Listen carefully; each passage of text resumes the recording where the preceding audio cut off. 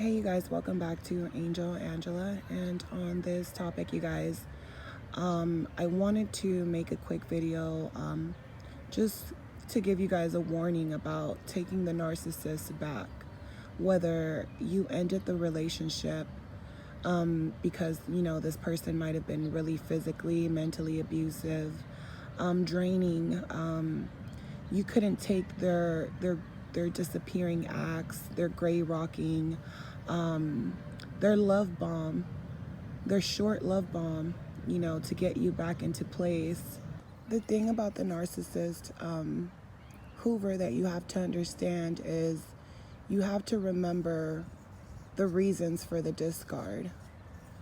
And a lot of times in the beginning, it could seem kind of foggy because if no one has warned you of this type of evil, then when this person is argumentative with you, when they disappear and then they love bomb you and they take you out to eat or whatever it is that they do, they all have a thing. They all have a specific thing that they do, whether it's contacting you through a Hoover and asking to just be friends and go out on a friendly, dinner date for some drinks or something. Everything is very manipulative, and in the beginning of that relationship, like I said, if you don't know what type of person you're dealing with, then when they hoover you back, you would think to yourself, maybe they're going through something, because I've realized that in the beginning they do make a lot of excuses, and their lies are definitely dramatic. I mean, they will tell you that there was a death in their family.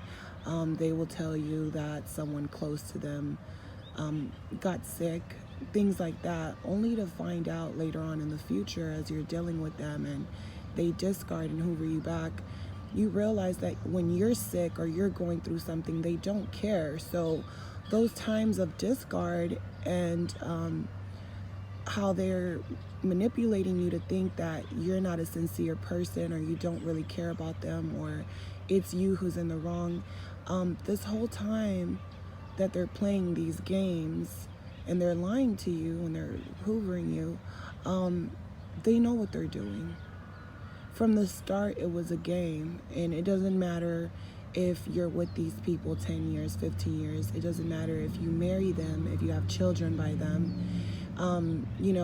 A lot of times you might listen to the stories of other survivors, and you might see different qualities and different story dynamics that kind of resemble yours, or it kind of reminds you of your relationship, right? But at the same time, you might feel as if, hey, no one knows my pain. No one understands that I really just did not know. I really didn't understand that this person just, they don't care about anyone like that. And I think as far as believing that these people have moved on to someone better or they're happier, it's a very delusional state to be, because that means that you still haven't completely got over the narcissist, and a part of you still hopes that they will come back, or still hopes that the story can end differently, because a lot of times when the narcissist discards, they tell you, I promise you, they tell you, I'll never talk to you again. I don't ever want to be with you. Don't ever call my phone. If I see you, I'm going to hurt you. If you come around me, I'm going to hurt you. And if you do come around them at that time of discard, they will even get physical with you. They will choke you. They will pull your hair. They will treat you as if you did something to them, because they were gone a long time ago. I mean, to them, people are a place to waste time, a place to sit. I remember one time listening to a group of narcissists speaking through my window outside, having a conversation, and one of the guys was like, yeah, man, she lives over there, and it was like a whole nother city, like an hour away. And he was like, yeah, so, you know, when my girl get to tripping and start acting out, I like to go and go out there and spend time with my other girl, you know, and she doesn't ask too much of me. You know, all she expects me to do when I go visit her is cook. And that's enough for her. Cook and maybe take her out to eat, and that's all she needs. And you know, and then I'll start an argument over there, and I'll come over here. And I almost feel like a lot of these narcissists that act like this, it's almost as if the only reason they have multiple supplies, it's not even because they enjoy being intimate sexually or spiritually with anyone. It's more about bragging rights. It's more about showing to their friends, you know, hey, look at me. I have 5 different girlfriends I'm juggling. And their friends, it's like their friends are also in a competition with them to do the same thing. But what's crazy is that it's almost like they're getting off on speaking about this to each other. And this is why a lot of times you might think like, are these narcissists like gay, or are they like attracted to like the opposite sex, I mean the same sex? Or, you know, you just start questioning your reality, because even if this person wants to be what you so call a player, it's just certain things that the narcissist does that, you know, most people don't. It's certain things that you go through and you realize like that shit is just not normal. Like the type of things that this person does and says when they discard you. I mean, they'll, any little thing, any detail you ever told them, they'll bring it up. Anytime that you question something, or you had a gut feeling about something, or something just didn't seem right,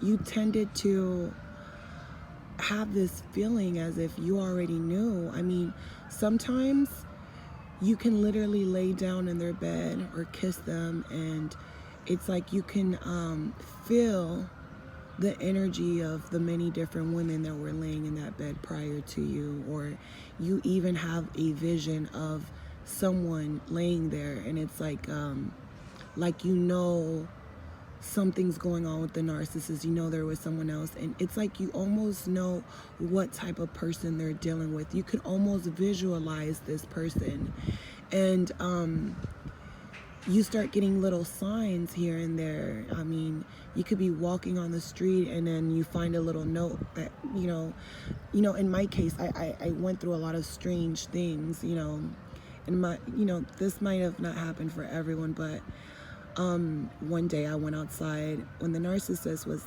you know, there with me, and there was like a note outside where someone must have dropped or ripped a paper. And it was like a letter, a love letter, or maybe a diary, but it had the narcissist's name on this paper, and it had not only the name, but it had the date, and the date was maybe like 3 years ago, and that paper was like 3 years old, and everything on that letter described a woman that was like in pain, someone that will never see their worth, speaking about someone that will never see their worth, speaking about feeling invisible, and feeling like they're not enough, and things like that. No matter what they do is just not good enough.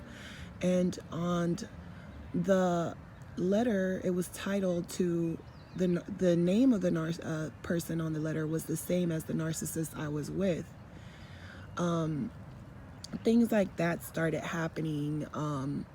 I had visualized already, according to what was going on, things that I was finding. Lip gloss, I found like a lip gloss, you just start finding things and you realize, and the narcissist will have excuses for everything, like, oh, that's, that's my daughter's lip gloss. She left. She must have left it here when she came to visit. And they'll make things like that. But it's just some type of energy force that is in that room where you can feel like this person is not being sincere, and you feel the energy of someone else. When you're sexual with them, you'll feel the energy of someone else. And when they discard you, they know exactly what they're doing and how they're doing it. And they know from the beginning that eventually they'll have to discard you, because you'll either can't take what they're putting you through, start exposing them to other people, or they just want to be in a position of being able to say that they left you. And the moment that you're questioning to them why they're leaving you, and they're doing it so suddenly, the moment that you question them, they're going to tell the people around them, see, she's desperate, see, he's desperate, he won't leave me alone, she won't leave me alone, man, she's freaking crazy, she likes drama, she likes this, things like that. But they're the ones creating the drama. They're the ones that are hoovering you back and breaking their promises. And a part of the hoover that I realized, especially being a young girl, and I wanted you guys that were young and still have your whole life ahead of you. As you guys can see, a lot of us have wasted years. Some of us have been married. Some of us, have had children. Some of us have, lost children. And the narcissist didn't care for the death of our child, and forced us into doing things that, I know narcissists who have forced women to get abortions and all type of crazy things that leave a lot of these women feeling broken in the end and feeling like they got played in the end. And the narcissist just walks away clean and like they didn't do anything, and they will never admit to what they've done, no matter how many years. These people can get married, divorce their wives, go marry a new supply that's younger, have children with her. And in the end, I watch these type of people lose it all. They lose their jobs. They lose any type of stability that they had. They expected the new supply to be, to go over and above, just like the primary prior supply. So they believe that all women are weak, emotional, and things like that. At least the narcissist men do. They believe that all women are the same, because all women function on emotion. A lot of women that are non-narcissistic, are very emotional, empaths and nurturing. And when they see that in women, they hate it. They absolutely hate it. And the type of person the narcissist really is attracted to, they're attracted to really low down, dirty people. They're attracted to people that love drama. They say that they hate these type of people. This is what they claim, and they'll make you believe that they're leaving you for a supply that is just, rich. I know my ex-narcissist told me that they were leaving me for someone that, was driving a Bentley and lived in a mansion, and, just they'll say anything to make you feel really horrible and make you feel as if you're not working hard enough. Like, look at my new supply. She's working way harder than you. She has a Bentley, and there you are trying your best to work so hard to get that Bentley that you cannot afford. The narcissist always will have you feeling like you need to go shopping, you need a new outfit, it's always like everything that you do is for them, or for them to see you, to just see you, and not see you superficially, but you want them to see your soul. So when the narcissist hoovers you back, you take them back hoping that they remember what they did last time, hoping that this time would be different, hoping that things stay good for a while, because that eventually he might start flipping out or having mood swings. And a lot of times in the beginning, you believe that the person you're with is either going through a lot of things, or maybe they're bipolar, and you'll make excuses. You'll start saying, well, maybe this is what relationships go through, or nobody knows what they're talking about because they're not even in a relationship, so I can't listen to them. They don't have anyone. And you'll see that a lot of those people, especially if they're older, they're very emotionless when it comes to your situation and what you're going through. And when you speak to people, it seems like they don't understand what I'm going through, so I'm just not going to speak to them. And you start separating yourself from people that care about you, who are warning you. It just doesn't seem like they care too much, because a lot of these people have dealt with narcissists longer than you, and they've either became one, or they know how narcissists are, and they've been so drained that they don't even have the energy to really, give you to help you heal. They'll tell you words of encouragement, or they'll tell you what's going on from the outside looking in. But a lot of these people don't have the energy to, so you'll find yourself questioning your reality, because no one is telling you what you're experiencing is real, and that this person is really demon possessed. The only reason they come back is to see if you moved on with your life. This is why they have to leave you broken. This is why they say the most horrible things. This is why they do the most horrible things. I mean, you guys, I had a miscarriage, and after my miscarriage, this person laughed at me. This person spit on me, spit on my face. This person, sent me nude pictures of their new supply. This person did all this knowing that I went through so much with my miscarriage, all these things. And, it's all about hurting you to the point that you either want to die, because they secretly want to kill you. They do. They just don't have it in them. They're like, I'm not going to jail. You're not worth it. The only time you see them hurt someone, it's literally over money, or over, I want to kill my wife so I can get this life insurance policy because it'll be worth it with my new family. This is why a lot of times it's like they kill off their family. They kill off their old family. They don't talk to their children anymore. They might speak to only one of their kids because they feel as if, hey, I am a good dad. See, I only talk to one of my kids because everyone else is a problem. They're the problem. It's always about blaming others. And they know what they're doing. Trust me, I know that. The frustrating part about them hoovering you just to do it again and do it to you worse, it's feeling as if, hey, this person is just never gonna get it, never gonna understand. And the answer to that is you're right. They're never going to understand. They're never going to get it, because they don't feel anything for anyone.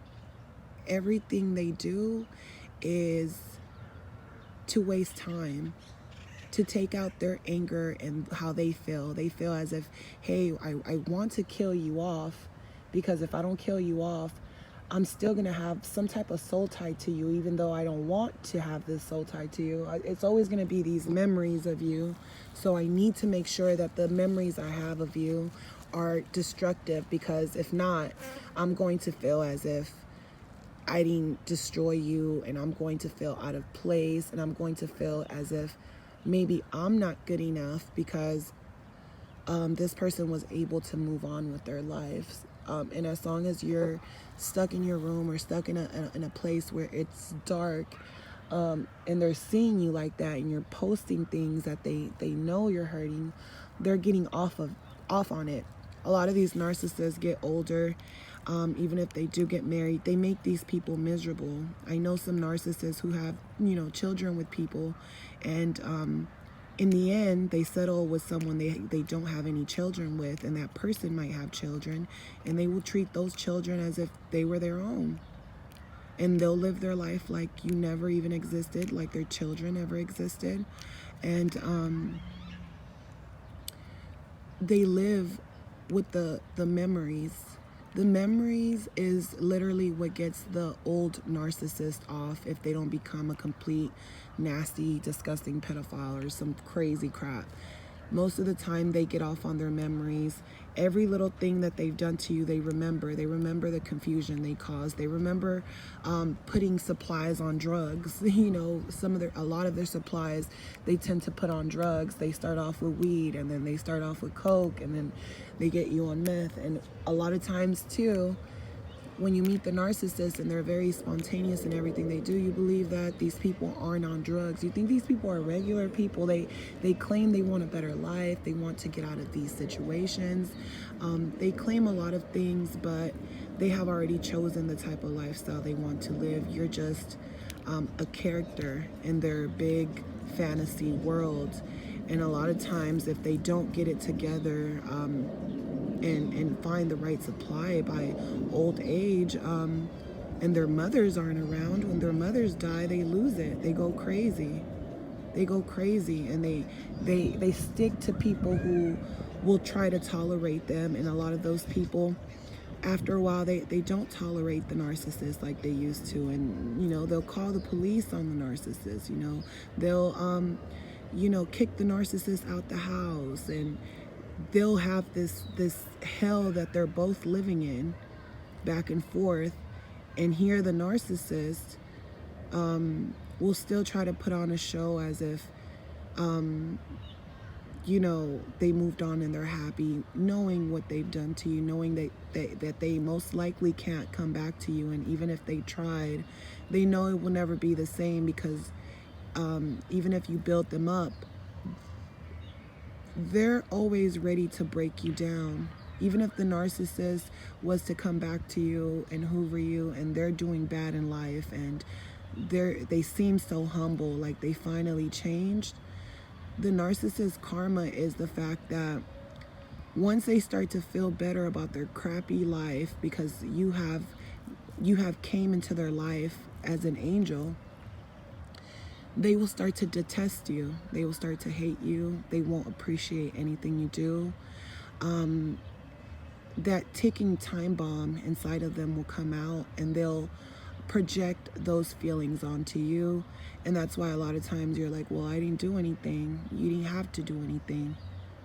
Everything can be perfectly fine, and the narcissist will still find reasons to lie and cheat on you, so they can run and tell their friends and call their friends late at night and tell their friends that women aren't worth anything, and that we need to get this money, and women are crap, and this and that. And they'll tell their friends to leave their wives and their girlfriends and come join them in the hell that they're living in. It's like they're trying to take women to hell, and then they're trying to take their friends and the men around them that aren't narcissists to hell as well. So the narcissist, you guys, is always living in their own hell, and they're always getting their karma, and they will always try to hoover you. And the hoover, you guys, you have to know that most likely they left you for a reason. If they hoover you, it's just to see if they can get back. And if you let them in, they're just thinking to themselves, I'm just buying time. She's gonna find out eventually, because eventually it's going, you know, when they hoover you, they figure we can start off slow. You know, we can start off slow on this love bomb, and once you're hooked back, I will find different reasons to pick on you, or to find flaws on, you know, within you. Or if I left you in a messed up situation and you're just trying to pick yourself back up, I will come back and see that, hey, you've been progressing, but it's time for me to break all that down. Let me break it down. And they know that leaving you broken will either make you feel good, so that will make them feel good, so that they can come back in your life later on, because you'll still be broken over them, or they simply just need your brokenness in order for them to move on. And once they have that love bomb with that new supply, just won't last long enough until that mask slips. And it's up to that new supply, if they're willing to lay around with that narcissist and smell their farts, and, you know, and please them when they want to, please them when they can't even be pleased, kiss their ass, and just worship them for being lazy and for being liars, and whatever fake fairy tale stories they give them, they need someone to go along with it without questioning it. Someone who doesn't have a voice, who doesn't stand up for themselves. They need a weak person, but they will say that you are weak so that you won't get strong. So I hope this message, you guys, was helpful, and I'll talk to you guys on the next one. Bye.